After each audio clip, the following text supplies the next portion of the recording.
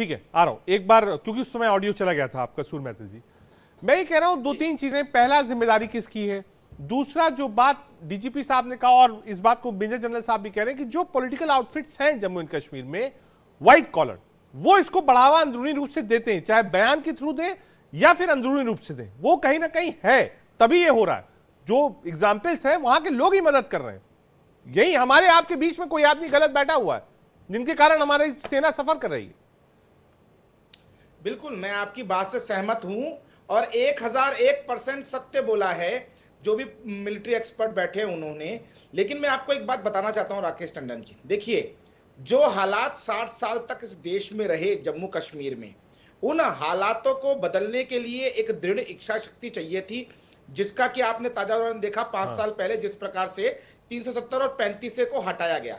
उसके बाद लगातार जम्मू और कश्मीर के अंदर विकास के लिए केंद्र सरकार ने बहुत ही फोकस्ड एक प्रोजेक्ट को चलाया।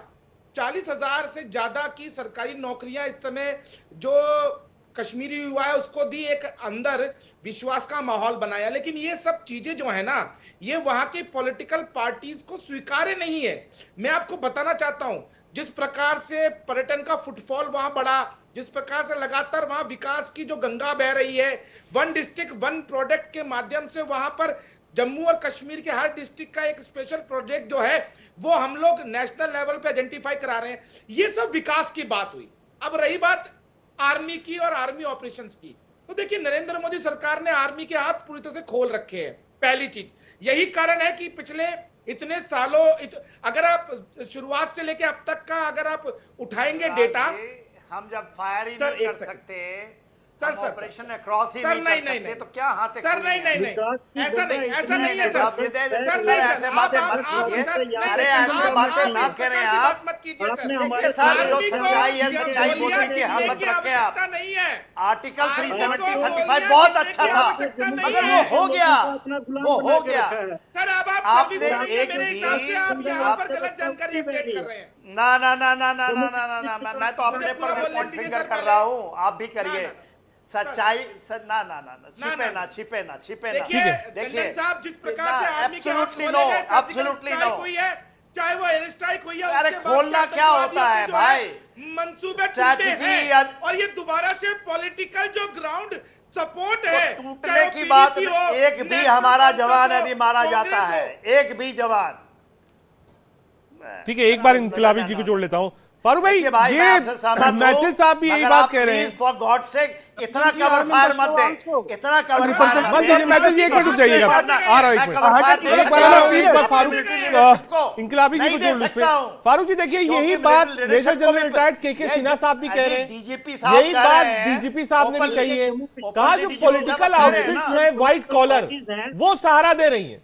क्या आप लोग सहारा देते हैं? आरोप आप सीधा सीधा इनकलाबी जी। जम्मू कश्मीर की जितनी भी रीजनल पॉलिटिकल पार्टीज हैं, उन्होंने अपने सैकड़ों की तादाद में अपने लीडर्स जो है वो खोए हैं, गोलियों का शिकार हुए हैं। हाँ। ये जम्मू कश्मीर की मेन स्ट्रीम जो पॉलिटिकल पार्टीज हैं, यही हैं जिनकी वजह से इस वक्त तक जम्मू कश्मीर जो हिंदुस्तान के साथ है और हिंदुस्तान के जो सर का ताज है, ये जो भारतीय जनता पार्टी, आप लोग हैं क्या बातें करते हैं, आपके कारण है जम्मू एंड कश्मीर।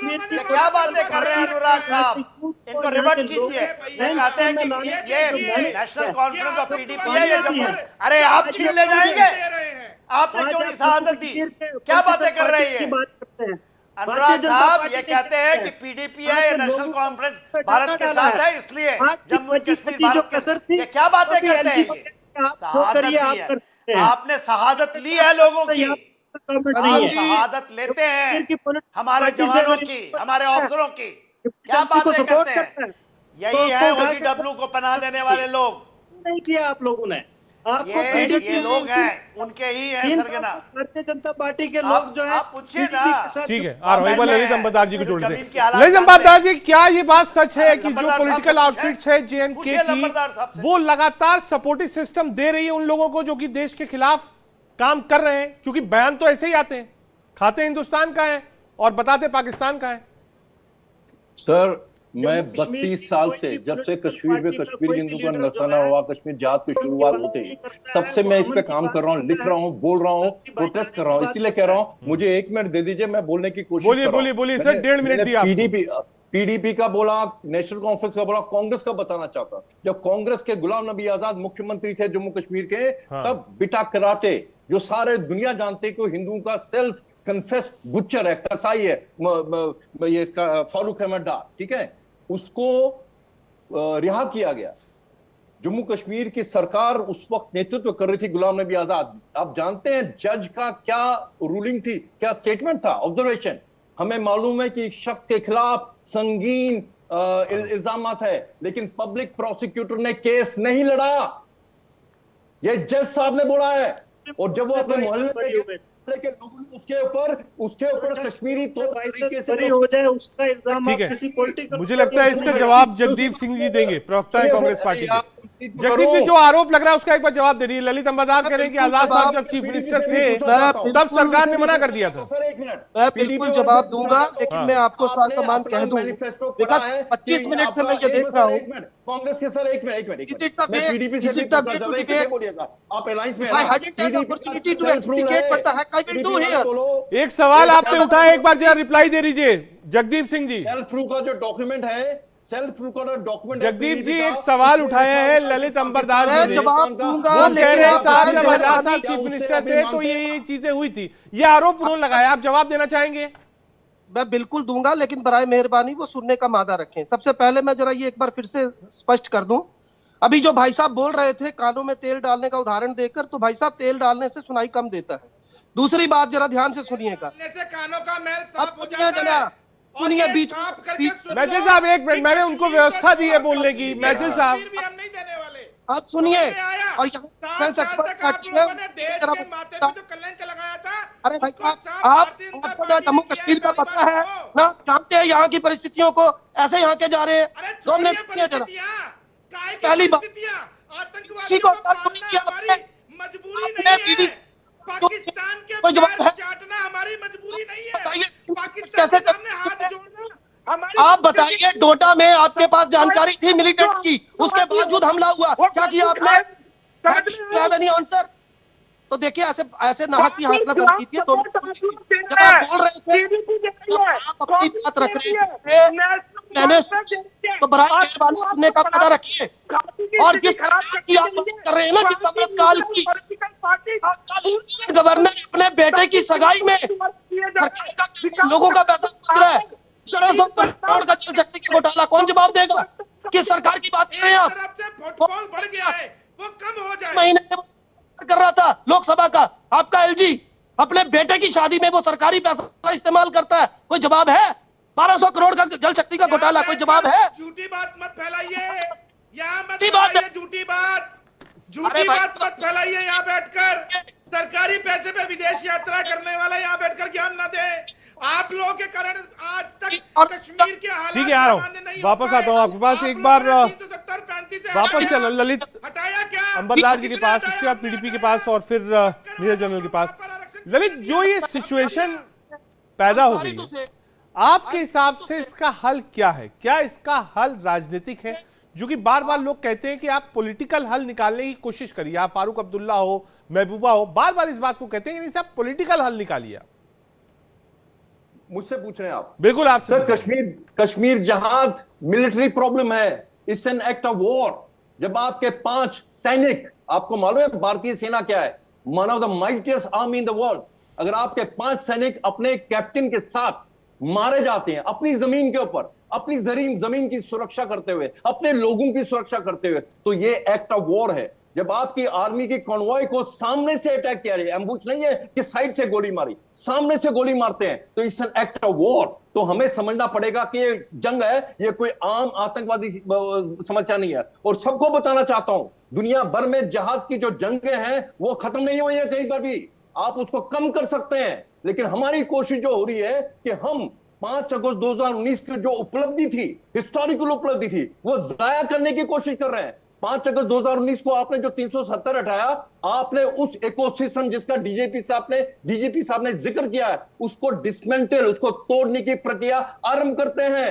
70 साल पुरानी प्रॉब्लम है, आपको 10 साल लगेगा खत्म करने के लिए। और जो जहाद है वो मिलिट्री प्रॉब्लम है। 10 साल रूसी रहे थे अफगानिस्तान में, 10 साल जहाज खत्म नहीं हुआ। 20 साल अमेरिकन रहे, नहीं खत्म हुआ। अब वापस काबुल वहां पे वहीं पर है जहां पे 40 साल पहले काबुल था। और कश्मीर के पीडीपी और कांग्रेस के नेताओं ने, ये इसके अपने एनसी के नेताओं ने उन्हीं तालिबान का इस्तेकबाल किया था, वेलकम किया था। जहां पे औरत का घुटना दिखाना, उसके ऊपर कोड़े कितने पड़ने चाहिए उस पार्लियामेंट में, उस पार्लियामेंट जहां पे जो एग्जाम्पल कोट कर रहे हैं ललित अंबरदास जी, इसलिए मैं आपके पास आया हूं, वो रूस, अमेरिका इन अफगानिस्तान इन्होंने कोट किया है, पहला। दूसरा, अगर 5 सैनिक आपके कैप्टन साथ मारे जाते हैं, वो कहते हैं साहब एक्ट ऑफ वॉर, क्या करना चाहिए सेना को? ये आपने किससे पूछा सवाल जरा?